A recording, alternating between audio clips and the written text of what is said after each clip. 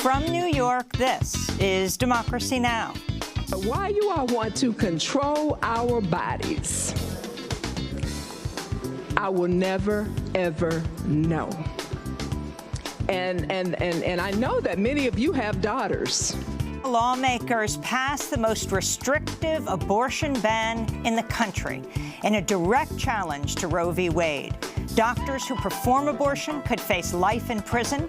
There's no exception for rape or incest. This means a child raped by her father could be forced to bear his child. We'll get the latest. Then we look at the standoff at the Venezuelan embassy in Washington as activists opposed to regime change refuse to leave the embassy. We're not going to leave voluntarily. We came here to protect the embassy. We've been here for 34 days. We will stay longer if necessary. We hope that this still results in an agreement between Venezuela and the United States to protect this embassy from the fake government, the fake coup non-government that the U.S. is pushing forward. So we're here. We're still resisting. And we get the latest on Sudan, where mass protests continue, calling for civilian rule following last month's military coup. The old regime has not fallen yet, therefore we are staying. You have seen with your own eyes the oppression that happened. We have escalated because we rejected the decisions by the Transitional Military Council. All that and more coming up. Welcome to Democracy Now!, democracynow.org, the War and Peace Report. I'm Amy Goodman. Alabama's legislature has just passed the most restrictive abortion ban in the country. The law effectively bans all abortions. Doctors could face life in prison for performing the procedure. The law does not make exceptions for rape or incest. The only exception lawmakers voted for is cases in which the pregnant person's health is at serious risk. The bill, which was already approved in the House last month, now heads to the desk of the Republican anti-choice Governor Kay Ivey. She has not yet indicated if she'll support such drastic legislation. The bill is expected to face multiple legal challenges if signed. Supporters of the bill say they'll hope it ends up in the Supreme Court and lead to the eventual reversal of Roe v. Wade. Democratic State Senator Vivian Figueres, one of 4 women serving in the chamber, introduced an amendment that would criminalize vasectomies, arguing there are no laws regulating men's bodies. It was defeated. We'll have more on the ongoing attack on reproductive rights around the country later in the broadcast. The State Department's ordered all non-emergency personnel to evacuate the U.S. Embassy and consulate in Iraq. The order's in response to what the White House says is a threat linked to Iran, though no further details were given. Iraqi officials expressed skepticism about any purported threats, as did a senior British official who's the deputy commander of the American-led coalition fighting the Islamic State. Tensions between the U.S. and Iran have continued to mount over recent days, despite both parties saying they're not seeking war. The U.S. recently deployed a carrier strike group and a bomber task force to the region, claiming a credible threat by Iranian regime forces, though not showing any evidence. On Tuesday, rebel Houthi forces from Yemen claimed responsibility for launching an armed drone attack against a Saudi oil facility near the Saudi capital, Riyadh. Some experts have said this was not the first such attack by Houthis against Saudi targets, and no evidence has been revealed to tie Iran, which backs the Houthis, to the attack. The attack came 2 days after 4 oil tankers, including 2 Saudi tankers, were damaged off the coast of the United Arab Emirates in what Saudi Arabia described as a sabotage attack. Secretary of State Mike Pompeo met with Russian Foreign Minister Sergei Lavrov in Sochi, Russia, Tuesday, where the two discussed issues including Iran, Venezuela, and the 2020 elections. Russia criticized the U.S. decision to withdraw last year from the landmark 2015 Iran nuclear deal, as tensions between the U.S. and Iran are at their highest since Trump took office. On Venezuela, Lavrov again warned the U.S. against any attempts to overthrow President Nicolas Maduro. Мы помним, как в 2003 году, в мае, по-моему, We remember back in 2003, in May, I suppose, then President of the United States, George Bush Jr., from board an aircraft carrier, declared that democracy was established in Iraq. We remember back in 2011, it was declared that Libyan leader Muammar Gaddafi had been brought down and that democracy was established in Libya. I believe I do not need to dwell at length upon today's state of democracy in Iraq, Libya, and a number of other places where such attempts of overthrowing the regimes were made and nothing good came out of it. Pompeo also warned Russia not to interfere in the 2020 U.S. elections, while Lavrov denied Russia was involved in any 2016 election meddling. Pompeo also met with Russian President Vladimir Putin, who hailed the Mueller report, saying it, quote, confirmed the absence of any collusion between the U.S. administration and Russia. CNN's obtained photos showing the dire conditions migrants are being held in at the McAllen, Texas Border Patrol. The photos show adults and children sleeping outside on the ground, in some cases on rocks, as well as packed into tents and covered with mylar blankets. The photos were supplied by a source who said they were disturbed when they witnessed the conditions at the station over the weekend.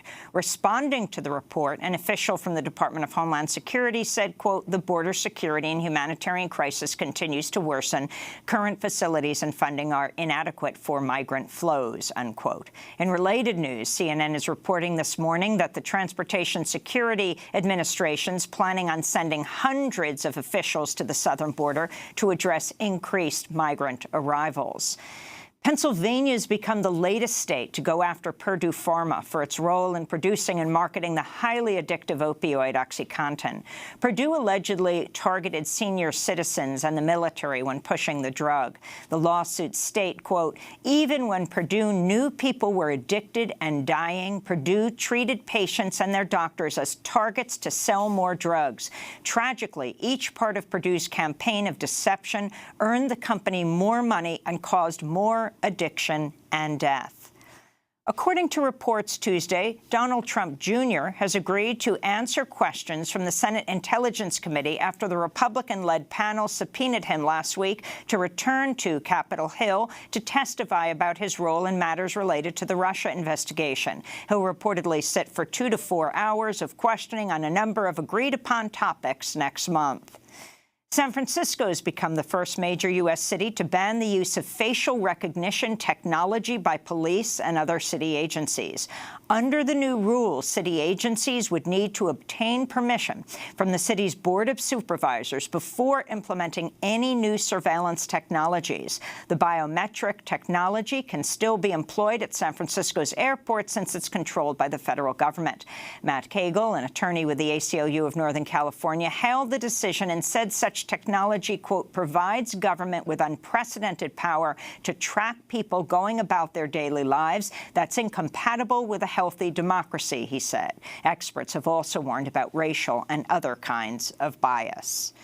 CBS News is reporting members of the American Airlines Pilots Union confronted Boeing in late 2018 about features on the 737 MAX aircraft that have been implicated in 2 fatal crashes. Audio has been released of an exchange between pilots and Boeing executives recorded in November 2018. Less than a month after the Indonesia Lion Air Flight 610, which killed all 189 people on board, and just 4 months before Ethiopian Airlines Flight 302, which killed 157 people. We flat out deserve to know what is on our airplanes. I don't disagree. Pilots expressed anger that a faulty sensor system on the 737 MAX was not communicated to them until after the first deadly accident and pushed Boeing to work urgently on fixing the issue. The MAX 737 is still grounded, and multiple lawsuits and investigations into the crashes are underway. In New York City, a group of climate activists are on the second day of a 3-day hunger strike in front of Governor Andrew Cuomo's office ahead of this Thursday's permitting deadline for the proposed Williams Pipeline project, which would carry frack gas from Pennsylvania's shale fields under New York Harbor. Activists are urging Cuomo, who's called for New York's own Green New Deal, to halt the project, which they say will harm New York waters, public health, safety, democracy, and the climate. A police officer in Baytown, Texas, has been put on paid leave after a cell phone video of him fatally shooting a black woman went viral Tuesday. In the video, 44-year-old Pamela Turner can be seen in a verbal altercation with the unidentified officer in an apartment complex parking lot. She's heard telling him, quote, "You're actually harassing me." before he tases her and she falls to the ground. Moments later, she yells out, "I'm pregnant," which is followed by 5 gunshots, killing Turner. Police say the officer opened fire after Turner grabbed the taser and used it against him. Police also say post-mortem examination showed Pamela Turner was not pregnant. Family members have since told local media she suffered from mental health issues. The ACLU is calling for an independent investigation. The National Bailout Collective announced Tuesday that the 3rd annual Black Mamas Bailout Day freed over 100 Black mothers in over 35 cities and counting for Mother's Day. They also raised over $1 million. The nationwide campaign aims to call attention to the injustice of cash bail while freeing as many Black women from jail as possible. To see our recent interview about the Black Mamas Bailout Day campaign, go to DemocracyNow.org. And in New York City, protesters rallied outside the Marriott Marquis Hotel in Times Square Tuesday as the Brazilian-American Chamber of Commerce held a black-tie gala dinner honoring Brazil's far-right President Jair Bolsonaro and U.S. Secretary of State Mike Pompeo. Bolsonaro was initially scheduled to attend the gala but canceled those plans earlier this month after he came under heavy protest over his long history of homophobic, racist, and misogynistic comments. The awards gala was moved from the American Museum of Natural History after a campaign by environmentalists pointed to Bolsonaro's efforts to open the Amazon to deforestation and mining while violating the rights of indigenous people. This is Natalia de Campos of the Defend Democracy in Brazil Committee. We're here in front of the Marriott Marquis Hotel in Times Square, where an event tonight will be held for the Brazilian-American Chamber of Commerce Person of the Year Award, honoring Jair Bolsonaro, President of Brazil, and Mike Pompeo, Secretary of State of the U.S. The Brazilian-American Chamber of Commerce has clear deals with corporations that are buying off the assets of Brazil and also supporting intervention in Latin America, such as against Venezuela or in Brazil itself, setting up bases and military bases of the U.S. there now. So Secretary of State Mike Pompeo is very much in favor of these policies. And those are some of the headlines. This is Democracy Now!, DemocracyNow.org, The War and Peace Report. I'm Amy Goodman. And I'm Juan Gonzalez. Welcome to all of our listeners and viewers across the country and around the world. Alabama lawmakers voted to effectively ban abortion Tuesday, passing the most restrictive anti-choice law in the country in a direct challenge to Roe v. Wade. The bill, approved by the Senate Tuesday and the Alabama House last month, bans abortions at all phases. Doctors could face up to 99 years in prison for performing abortions. The bill includes no exceptions for survivors of rape and incest. Its only exception is grave risk to the mother's life. The legislation is now heading to the desk of anti-choice Republican Governor Kay Ivey, and many expect she'll sign it.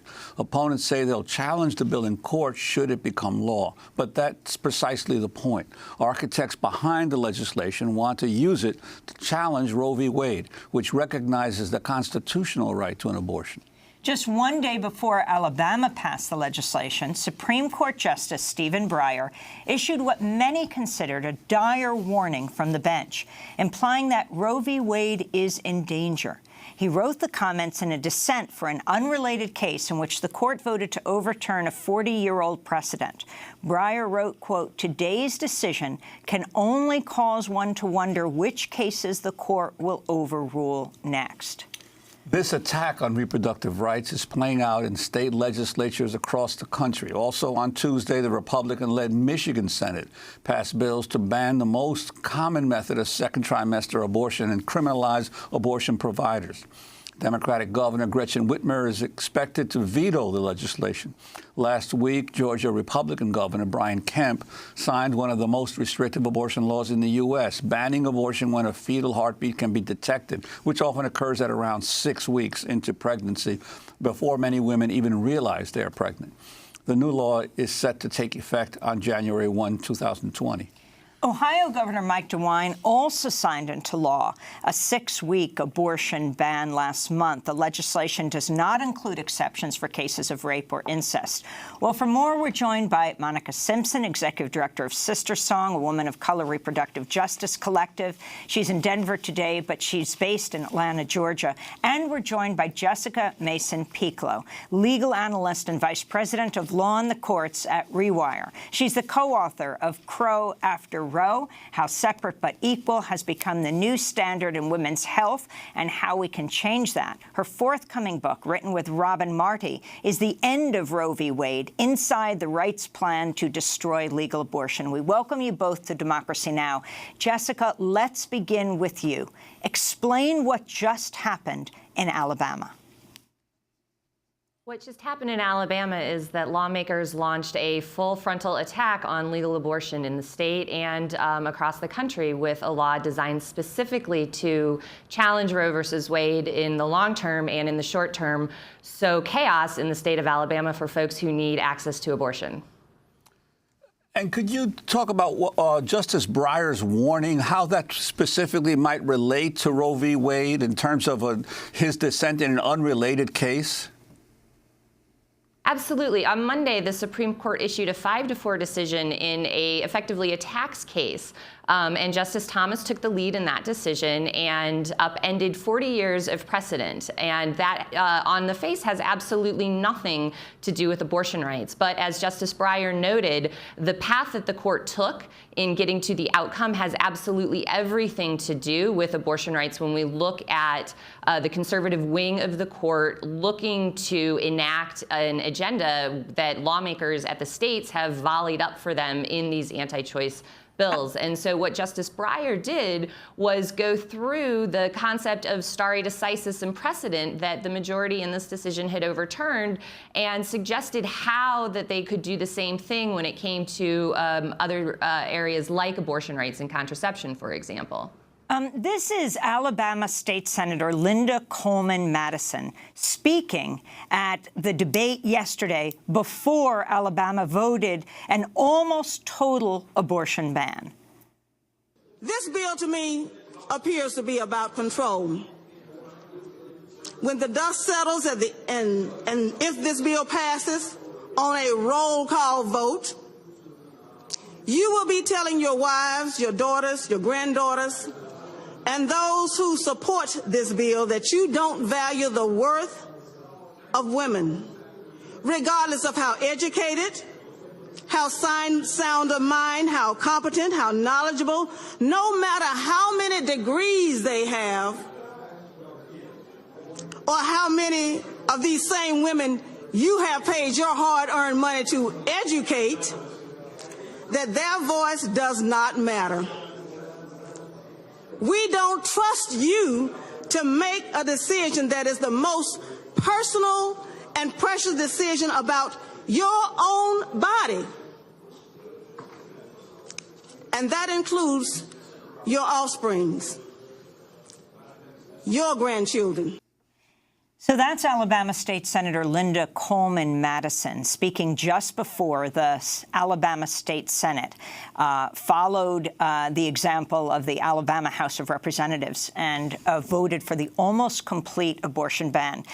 Jessica Mason-Piccolo, go further in explaining exactly what it means, you know, putting doctors in prison for life if they perform the procedure, 11-year-old kid who's raped by her father, forced to bear her father's child. Talk about why the no exceptions, what the legislature, what Alabama is hoping to do at the Supreme Court. Well, they're hoping quite clearly to upend legal abortion in any way that they can with this bill. And so by not having any exceptions, for example, they are taking a direct attack on the line of precedent in Roe that says states can enact certain measures before viability, for example, but there need to be exceptions maintained for the health of the pregnant person and their life, for example.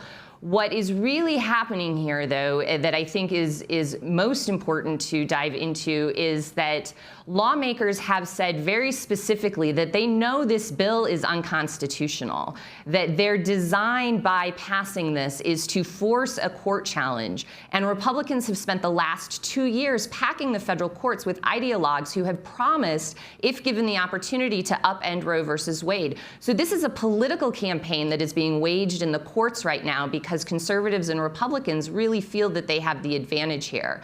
And we're seeing in places where pregnant people are already criminalized for certain pregnancy outcomes. The impact of upending legal abortion is starting and has started in places, but what this does is put that on hyperspeed and says very clearly that lawmakers don't care what the law is. They don't care that this is an unconstitutional ban. That's the point of it. And so the question is whether or not the federal courts are going to do their job and not be ideological in this and apply the law. And should they do that, then this ban is dead in the water.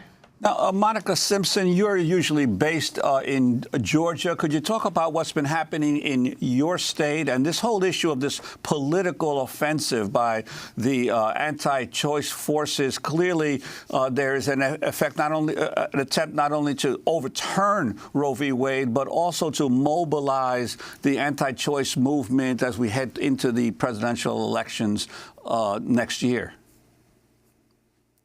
Absolutely. Thank you so much for having me this morning. I will say that today, those of us who have been doing this work in Georgia and who have just faced the same battles that our folks in Alabama are facing as of yesterday, we're standing in solidarity with Alabama and all the other states and folks who are dealing with these issues all across the country. And what we see and what we've been able to really come to grips with in this country is that this has been a steady and a very stealth approach that our opposition has taken against us at the state level. And what we are seeing here that in Georgia, what we're seeing now in Alabama, is that they are making a very clear message that they do not care about us. They do not care about our ability to make our own decisions, about our bodies, about our families, about how we want to create family. And it is what we're trying to do now, what we're working to do collectively is to build our voices, to build our people power against that. But we have been seeing since 2011 over 400 different measures come through state houses that have been medically unnecessary, and they have been using their political agenda to really move this very clear message and to get us to the point that we are now. And so, yes, we are at a point where we have to be ready to mount up all of our defenses against this, and that's exactly what we're doing in Georgia, and that's exactly what we're going to be doing across this country. This is Georgia's Republican Governor Brian Kemp speaking last week after signing into law Georgia's 6-week abortion ban. The Life Act is very simple, but also very powerful. A declaration that all life has value, that all life matters, and that all life is worthy of protection. I understand, like the others have said, that some oppose this legislation. I realize that some may challenge it in the court of law. But our job is to do what is right, not what is easy. We are called to be strong and courageous. And we will not back down. We will always continue to fight for life. That's Georgia's Republican Governor Brian Kemp speaking last week after signing into law the 6-week abortion ban.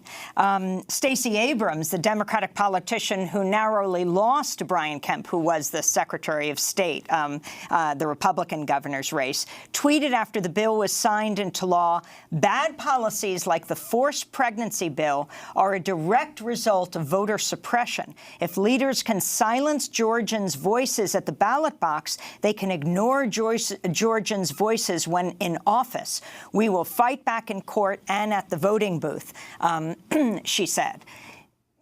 Monica Simpson, if you can talk about what happened on the ground in Georgia, and particularly how these abortion bans affect women of color. Absolutely.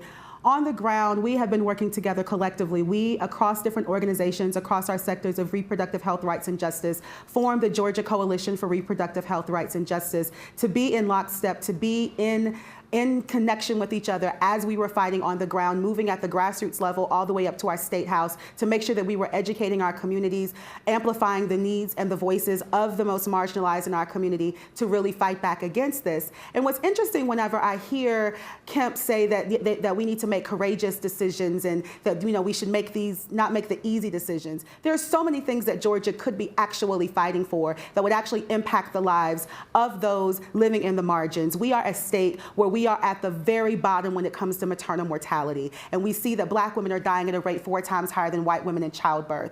We are a state that has yet to expand Medicaid. We are a state where we still need to be making sure that we are creating economic opportunities for people to be able to survive and thrive. But instead of really focusing on those issues, which have been what our folks on the ground have asked for of our elected officials, of the governor of our state, instead we're moving forward measures that actually decrease access and put people at risk. And when we have things like a 6-week abortion ban in place, and if that's something that moves forward, which we're going to fight every single day to make sure that it doesn't, things like that, when you put those different measures in place, we know who gets impacted the most. It's folks of color, marginalized communities, young people. Those folks, their lives are the ones that are the most at risk. So instead of listening to the folks of Georgia and listening to the needs of the people of Georgia, we have folks in office who are really focused on moving their political agenda and using our bodies and our wombs as collateral. And we say no more to that. And so we are working together collectively to build that people power, to make sure that we are fighting this at every level that we most possibly can. But on the ground, we have been working diligently to build that collective power to make sure that we have what is necessary for us to fight this at every level. Jessica Mason-Piccolo, I'm wondering if you could talk about Ohio, a key, obviously, battleground state in the upcoming presidential race, and the abortion law there. Right. Well, we have seen Ohio try to enact as many anti-abortion measures as they can, including one of these 6-week bans, in addition to a ban on later abortion, which is tied up in the courts. And you mentioned Ohio as a battleground state, and I think it's really important to bring this back into this idea of disenfranchisement and who is passing this and why. You know, we have seen success from the last 40 years of having broader reproductive or access to reproductive health services and the ability to plan families and to try and parent as we choose. And so it is no surprise that in those states where some of those advances have taken place in rapid form, we're seeing such a pushback. And so I so appreciate Stacey Abrams making that connection in terms of disenfranchisement. I don't think we can say that enough. These are bills that are designed to keep people out of civic life and out of the political process. And so Ohio is an excellent example of this, where there is good support for abortion rights and access on the ground and in its citizenry, but the politicians are using the power that they have right now to try and stymie that. And it is important because Ohio sits in the Sixth Circuit Court of Appeals, and that is also a federal Circuit Court of Appeals that has been newly made more conservative thanks to Trump appointees. And so when I talk about this as a political campaign that's being waged in the courts, those are the dots that I hope people are starting to connect, because they are all connected. Do you actually see Roe being overturned? That's an excellent question. I do. I think that, there are two paths that conservatives can take. They can continue on an incrementalist approach, which we are seeing them attempting in the states through various types of procedure bans, through trap restrictions that we've talked about previously on this show, or they can go for the brass ring and go for Roe altogether. And we're seeing them take that path now. The question will be ultimately, what stomach does Chief Justice John Roberts have for overturning precedent here? We've seen early indications that he is uncomfortable by some of the political nature of what is happening. However, when it comes to a substantive vote in defense of abortion rights, Chief Justice John Roberts has yet to cast one in favor of abortion rights on the merits. And so I think that it is well within our concern to think that Roe versus Wade could be overturned in the next several years. We're going to end with a video that went viral just a few months ago. It's Georgia Democratic State Senator Jen Jordan speaking against the abortion ban on the Georgia State Senate floor in March. The deepest, darkest times of my life have occurred in the presence of and with my physician. You see, I've been pregnant 10 times. I have seen what many of you in here have called a heartbeat 10 times, but I have only given birth twice. I have lost 7 pregnancies in varying points of time before 20 weeks and 1 after 5 months. Her name was Juliet. I have laid on the cold examination table while a doctor desperately looked for a heartbeat. I have been escorted out the back door of my physician's office so as not to upset the other pregnant women in the waiting area, my grief on full display and uncontainable. I have been on my knees time after time in prayer to my God about my losses. I have loved each and every single one of those potential lives, and my husband and I have grieved each passing. But no matter my faith, my beliefs, my losses, I have never, ever strayed from the basic principle that each woman must be able to make her decisions in consultation with her God and her family. It is not for the government or the men of this chamber to insert itself in the most personal, private, and wrenching decisions that make every single day. And that's not some smiley, happy statement that's been focus grouped. That is the reality of our lives. And let me be clear. If you shirk the most basic duties you have to protect the fundamental rights of women today, then no doubt the women of this state will reclaim their rights after they have claimed your seats. That's Georgia State Senator Jen Jordan speaking in March. And that does it for this segment. We want to thank Monica Simpson, Executive Director of Sister Song, a woman of color reproductive justice collective based in Atlanta, Georgia, and Jessica Mason-Piccolo, legal analyst and Vice President of Law in the Courts at Rewire. She's co-author of Crow After Roe, How Separate But Equal Has Become the New Standard in Women's Health and How We Can Change That, her forthcoming book, The End of Roe v. Wade, Inside the Rights Plan to Destroy Legal Abortion. This is Democracy Now! I'm Amy Goodman with Juan Gonzalez. When we come back, what's happening at the Venezuelan embassy in Washington, D.C.? Stay with us.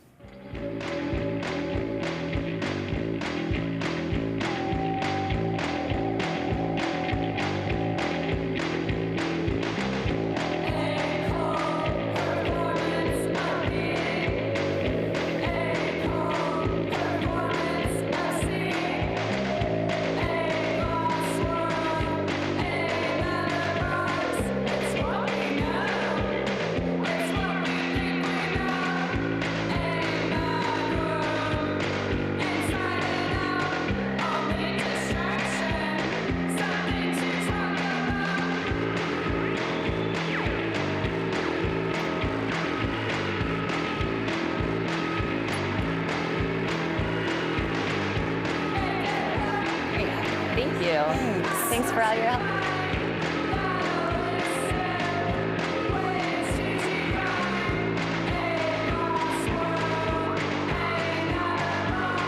Rational actor by Knots. This is Democracy Now! I'm Amy Goodman with Juan Gonzalez.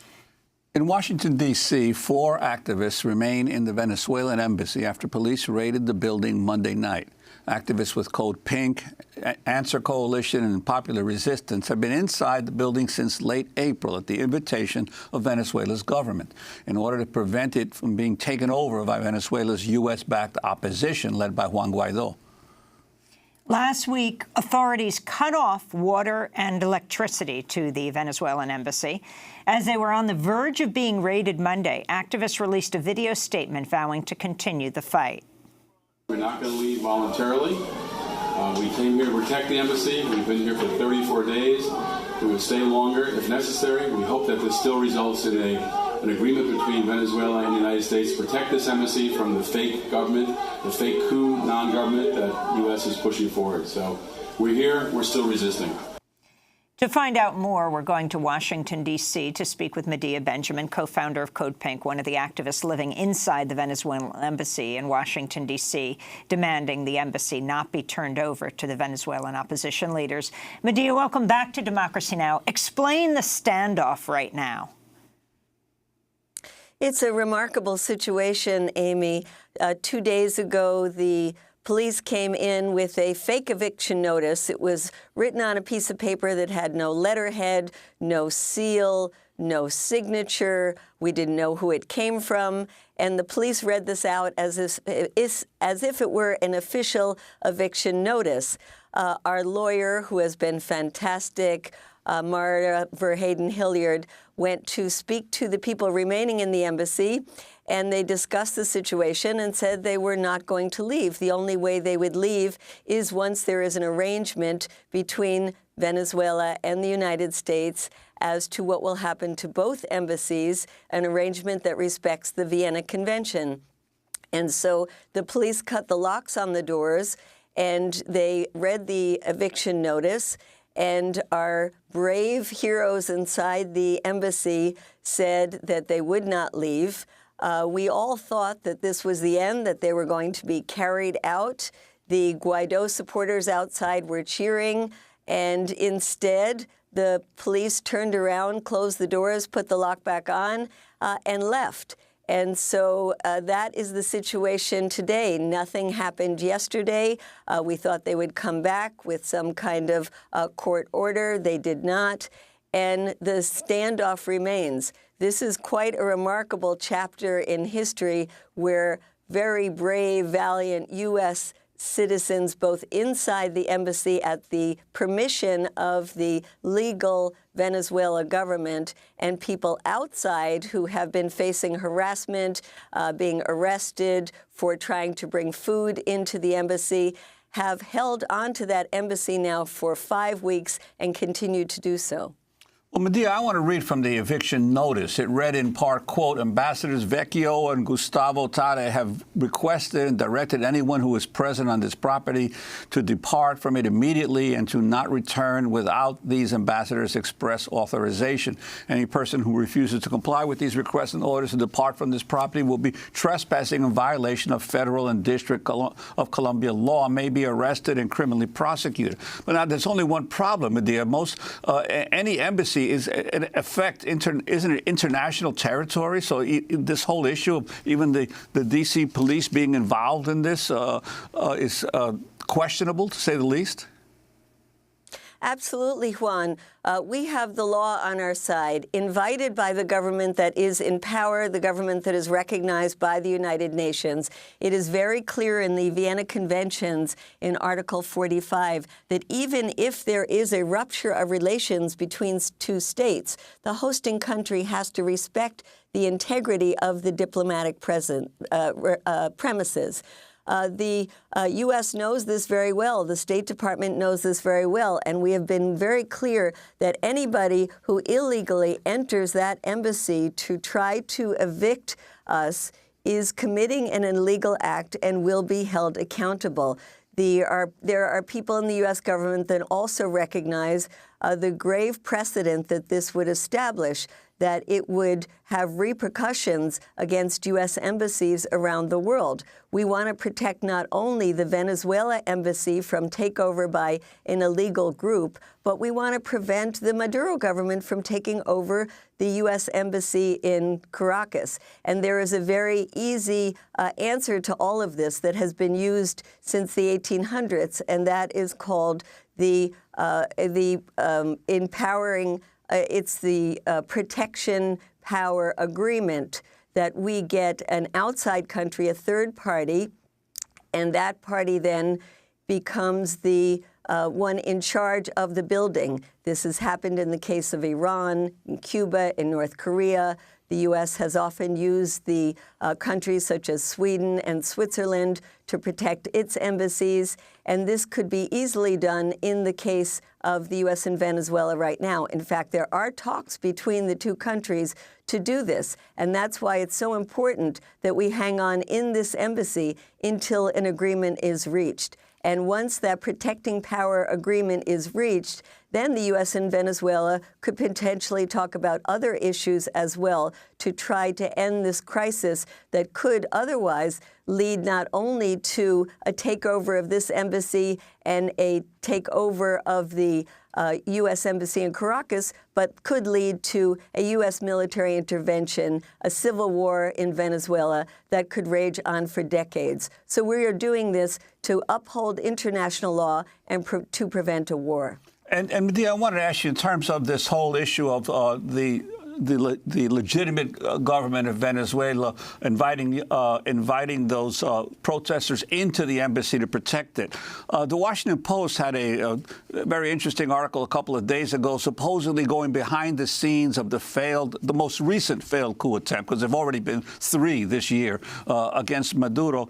But one of the things it mentions is that President Trump has become increasingly angry that he's believed he was misled at how easy it would be to get rid of Maduro, and he's now angry at his own advisors. And then just I think it was yesterday, Mauricio Claver Caron, one of the key national security people, said in Colombia at a meeting there that he believes that Maduro is totally paranoid and can't trust anybody, and that he can count on one hand the number of people who support Maduro. That's pretty much at odds with the reality of the facts on the ground, but I'm wondering your take on these recent developments.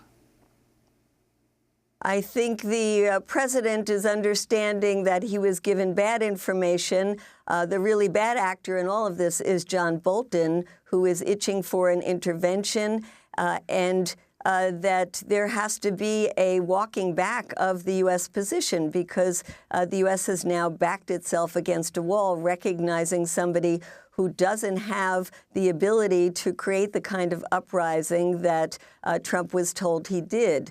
And so part of our reasoning to be in the embassy is to help facilitate that walking back. I also want to mention that we have Reverend Jesse Jackson coming to the embassy today, this afternoon at 2:30, with a bunch of religious leaders to say that we need to get food and water into that embassy. And we will also be having a press conference at the UN with the Venezuelan government today at 4 o'clock to talk about the violations of their embassy and how the U.S. must respect the Vienna Conventions. You know, talking about Trump being frustrated that he was told that they could throw out the democratically elected president of Venezuela, whatever people think of him.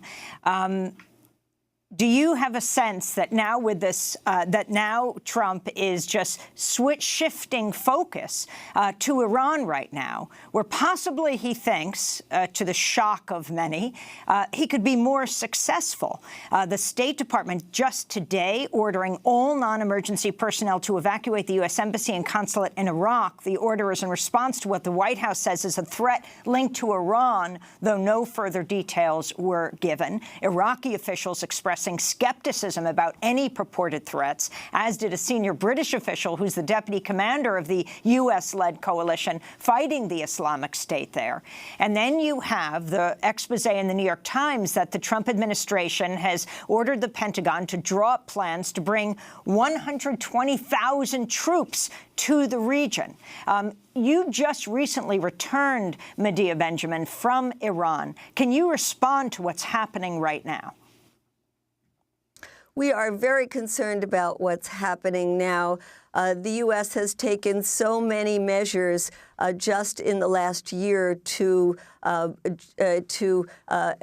move towards a war with Iran, starting with pulling out of the nuclear deal, designating the Iran Revolutionary Guards as a terrorist organization, trying to get the Iranian oil exports down to zero, creating chaos in the Iranian economy. And of course, Iran is going to prepare itself for what looks like an attack. And this is also can be put on John Bolton, who has been calling for an attack on Iran since before he ever got into the administration. I think this is a time where we have to build up an anti-war movement again. We are seeing a repeat of what happened in Iraq with lies, misinterpretations, not only being put out by this administration, but being echoed by the mainstream media, including the New York Times. We have a mobilization at the Venezuelan embassy on Saturday in D.C. That we encourage people to come to. And from there, we're going to be going to the White House to protest this escalation of tensions with Iran and say no to a war with Iran. We have to be pushing our members of Congress to speak out forcefully against what the Trump administration is now doing and to say this is a totally manufactured crisis and the U.S. people will not stand for another war in the Middle East. And Medea, I want to ask you, President Trump yesterday, after the New York Times report came out, denied that he's actually issued that order to mobilize 120,000 troops. How do you deal with the reality that so many reports that come out about what the Trump administration is planning to do, then Trump himself comes out and says, no, I didn't do that, or I didn't order that, or I'm not doing that. It's very difficult to figure out what the policies of this administration are. Absolutely. And then in the same breath, he said, I didn't order it, but if we were going to do it, we'd send even more than 120,000 troops. It is, I think, important to understand that these policies are being organized by John Bolton. John Bolton, who is so close to the MEK in the case of Iran. John Bolton, who has said before that he wants to bomb Iran. John Bolton, that is so close to the Saudis and to Israel. And, of course, Donald Trump himself having an even closer relationship to the Saudis and to Israel. Has made the situation in Iran extremely dangerous. The only thing that's going to counter this is if we get Congress to stand up to pass legislation that says we will not allow any unauthorized attack on either Iran or Venezuela. If we get all the presidential candidates to stand up and say no to an attack on Iran, and if we get the American people to be very loud and clear saying we are totally opposed to any attack on Iran. And further than that, we should be calling for a lifting of the crippling economic sanctions in the case of both Iran and Venezuela. We should be calling for the U.S. to rejoin the Iran nuclear deal. These are positions that we should demand of our members of Congress, the administration, and all of the presidential candidates. Medea Benjamin, I want to thank you for being with us, co-founder of Code Pink, one of the activists who had lived inside the Venezuelan embassy in Washington, D.C., demanding the embassy not be turned over to Venezuelan opposition leaders. She was in Iran earlier this year, the author of several books, including Kingdom of the Unjust, Behind the U.S.-Saudi Connection, her latest book, Inside Iran, The Real History and Politics of the Islamic Republic of Iran. This is Democracy Now! When we come back, what's happening in Sudan? Stay with us.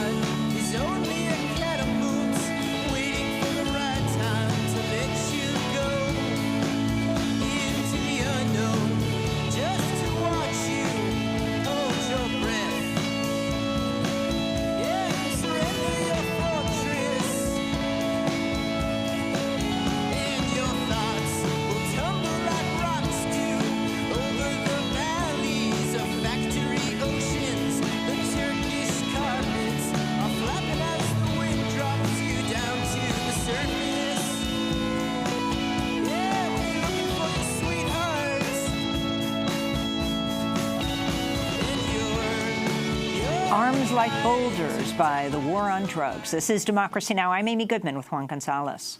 We turn now to Sudan, where mass protests continue to call for civilian rule following last month's military coup.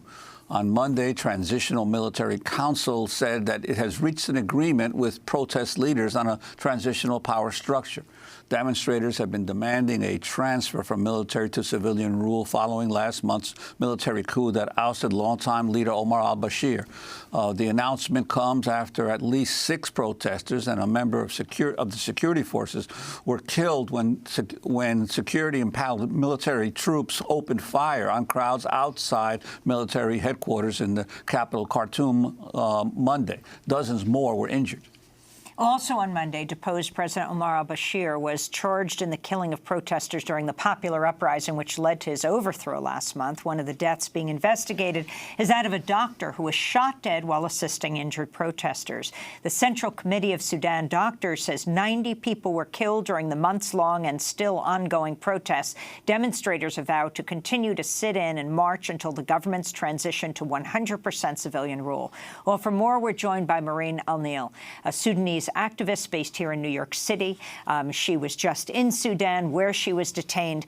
Maureen, can you give us an update on what's taking place? I mean, the most astounding image in the last weeks of ultimately the protesters forcing out the dictator, the long-reigning dictator, but then charging that a kind of military coup was taking place.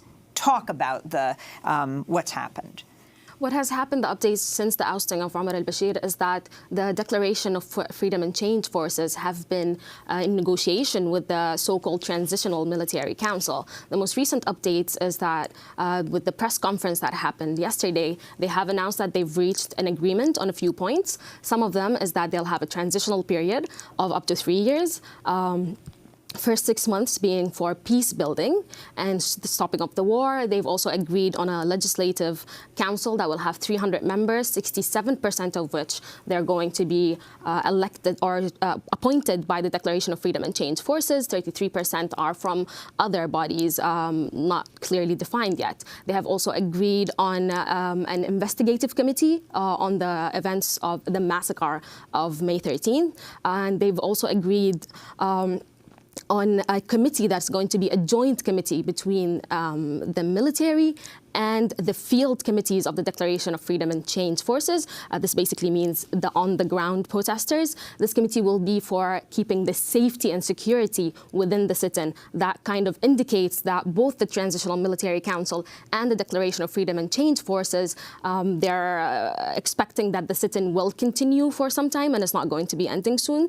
The one thing that they have not agreed upon yet, or at least have not declared to the public, is the Sovereign Leadership Council. And that is the most important point. Who's going to be in the council? Are there going to be our military personnel represented? Who are these personnel? And what is the percentage? This council is supposed to be non-hierarchical. Every member should have their voices have equal weight, but it's going to be difficult or practically impossible for the civilian people and the military representatives in the council to have equal weight. And at the end of the day, the military personnel have an army under their command.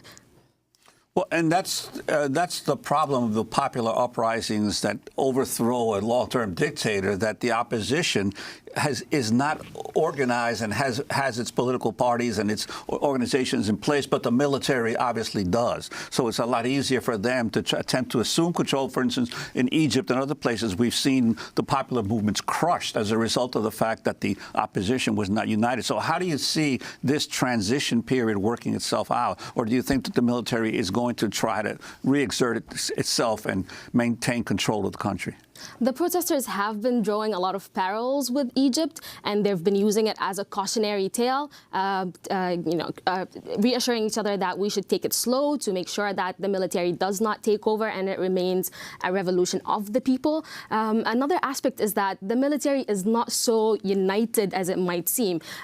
For example, we've seen that in the police there's a movement called Lieutenant and Under, where you've seen unionization within the police. And we've also seen people in the army who are refusing the orders of their superiors and siding with the people. There have been the famous Hamid who tried to protect the people during the events of April 6 and 7 and 8, when there were clashes between the army and the Rapid Support Forces at the sit-in. And who is Hamid? Who was that? What This happened? was Hamid. Hamid is a lower-ranking officer in the army, and he's become famous for siding with the people. I want to turn to one of the protesters who was wounded on Monday, and violence broke out after the political transition deal was made between the mainstream opposition and military rulers. This is Raed Mubarak. I took a bullet. He shot a bullet at me. He was 20 meters away from me at most. He saw me and he meant to shoot me. It was intentional, I mean. The bullet should have hit me. He did not even shoot at my leg or up in the air. He shot at my chest, at the left, intending to hit my heart. He meant to kill me, not to scare me or anything. So that is a protester. So you have the military opening fire on the protesters, killing a number of them, and yet at the same time, Omar al-Bashir is in the very prison that he sentenced so many opposition to, where so many people were tortured. He now is there and just charged with murder for suppressing protests and killing protesters.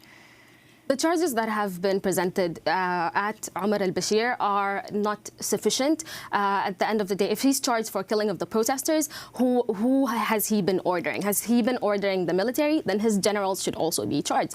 His generals are still at the military council. If it was through the National Intelligence and Security Services, then Salah Ghosh, the former director, should also be charged, and maybe other figures, prominent figures at National Intelligence and Security Services. If it's through the Rapid Support Forces, being led by Himeti, then also Himeti should be charged. So these charges, the protesters realize that the military council might try to scapegoat Omar al-Bashir for other generals and other prominent figures to be able to stay in power. What's been the posture of some of the neighboring states that might be affected in one way or another by the uprising in Sudan? I'm thinking specifically of Ethiopia and Egypt. How have they been reacting to the revolution that's been occurring in your country? The protesters have been very wary about international intervention. Recently, we have seen that some of the Declaration of Freedom and Change forces, or some of the forces that have signed the declaration, have had meetings in the United Arab Emirates. They've seen a great backlash by the protesters, saying that if we're allowing these people to have a say in our revolution, then they will make sure that some things continue with the transitional government, such as our involvement in Yemen. And these are one of the demands of the protesters, is that we bring back the people who have been fighting in Yemen, a lot of them child soldiers. Can you talk about the role of women in leading the opposition and the protests in the streets, and how large are these protests still? The protest, especially the sit-in, has been expanding. Initially, it was only in front of the military headquarters. Now it's expanding to other major streets, such as Nile Street, where the protesters have been attacked on May 13th. The role of the women, you can see it in the numbers of the women at the sit-in, and you can also see it in the leadership roles that they're playing on the ground, leading some movements in the ground, and other initiatives that are not directly towards the transition, but such things as the education of the street children who have taken shelter at the sit-in. You see it in the large number of female doctors who are helping on the ground, and of course just the protesters. And what happened to you when you were there? I was there during December and January. We've seen similar violence to May 13th on January 17th. This is when Dr. Babakir was shot, and 2 other people have lost their lives that day. And hundreds of people were detained, including myself and other friends and family members. We remained detained for 6 days, and we were released. We do not know why we were detained, and we do not know why we were released. And I think that's the case with a lot of other protesters as well. And you're planning to return? What are you hoping to do when you get back there? Things are moving so fast. I'm not even sure how it will be when I return. I will be arriving to Sudan on Sunday. I might see a transitional government, or I do expect that I will see protesters protesting what the Declaration of Freedom and Change forces have agreed upon. If they are allowing too many or specific people from the military to be on the Sovereign Leadership Council. I'm hoping to join those protests that will be calling for a more fair representation of civilians and for certain figures such as Abdel Fattah Burhan and Himeti to not be on the council, because there needs to be a due process of accountability. We want to thank you so much, Maureen Al-Nil, for joining us. Sudanese activist based here in New York City, recently back from Sudan, headed back there. That does it for our show. Democracy Now! Is currently accepting applications for paid 6-month internships here in our New York studio. Learn more and apply at democracynow.org. Democracy Now! Produced by Mike Burke, Dina Guzder, Nermeen Sheikh, Carla Wills, Tammy Warnoff, Sam Alcoff, John Hamilton, Ravi Karen, Hani Masood, Sharina Nadura, Taymari Astudio, and Libby Rainey. Mike DeFilippo and Miguel Noguera, engineers. I'm Amy Goodman with Juan Gonzalez.